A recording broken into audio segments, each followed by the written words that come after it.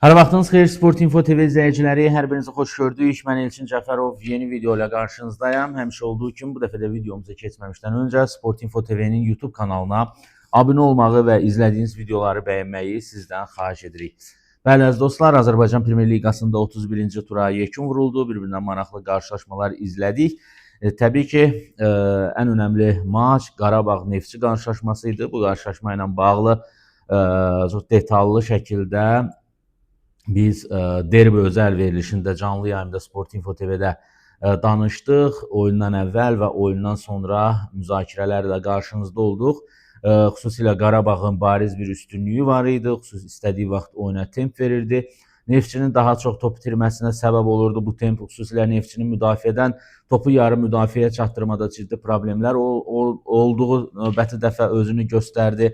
Yəni Qarabağ itirilən topu, qazanmağı heç təsəvvür edin 20-25 saniyə çəkmirdi və nəticə itibarilə topu daha çox mərkəzdə, xüsusilə ikinci fazada itirdiyinə görə qapısı qarşısında çox ciddi təhlükəli epizodlarla yadda qaldı. Xüsusilə Qarabağın bir neçə daha çox qol vurma imkanı var idi.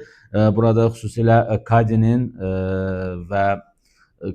xüsusilə topları var ki, bu qola çevirə bilsəydi daha bir fərqli nəticə ilə üz-üzə qala bilərdi. Əslində Neftçidə dəyişiləsi çox şey var. Neftçi bu heyətlə heç uzağa da gedə bilməz. Neftçi ilə bağlı xüsusilə ciddi islahatlar lazımdır. Yəni bu oyunçu qrupu ilə sil başdan qeyd etdiyim kimi, yəni bir də yenə də təkrar olacaq, dəyişilməlidir.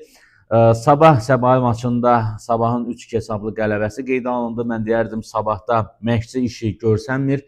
Berezutski ilə məncə kubokda əgər mübarizə dayandırılarsa, Berezutski ilə də yollar ayrılması ehtimalı çox yüksəkdir.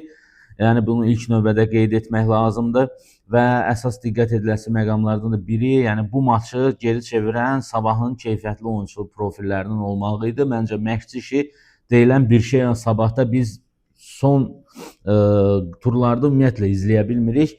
Səbail də artıq aydın məsələdir. Yəni böyük ehtimalla böyük bir möcüzə baş verməzsə Səbail Premyer Liqanı tərk eləyəcək. Araz Naxçıvan-Turan qarşılaşmasında 1-1 hesablı nəticə qeydə alındı. Burada hər iki tərəfin qələbə qazanmaq üçün imkanları da var idi, qol epizodları da var idi, amma Turanın xüsusilə qələbə qazanma imkanı daha çox idi.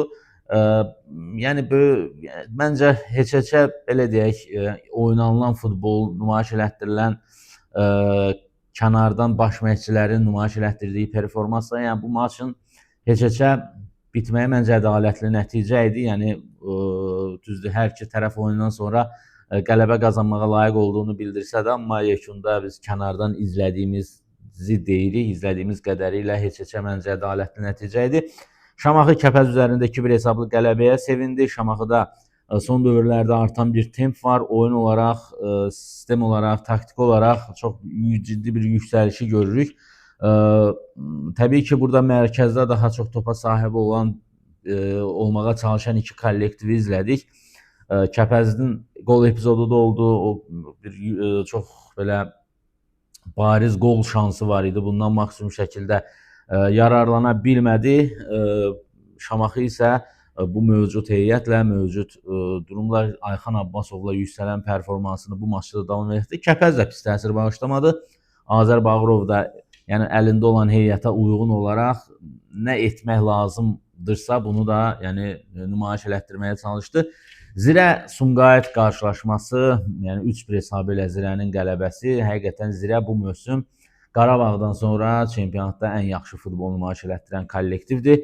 Yəni komandada sistem tamamilə yerinə oturub, xüsusilə istənilən rəqibə qarşı tətbiq edilən bir baskı var ki, xüsusilə hücum fazasında edilən baskı, qazanılan toplar və bu epizodları qola çevirmə potensialı kifayət qədər yüksək oyuncu profilləri var və Zirə də Sumqayıtdan heyət olaraq daha üstün olduğunu növbəti dəfə nümayiş elətdirdi. 3-1 hesablı qələbə ədalətli nəticədir. Təbii ki, Zirə taktiki nizam intizamı olan iki komandadan biridir. Biri Qarabağdır, ikincisi isə Zirədir.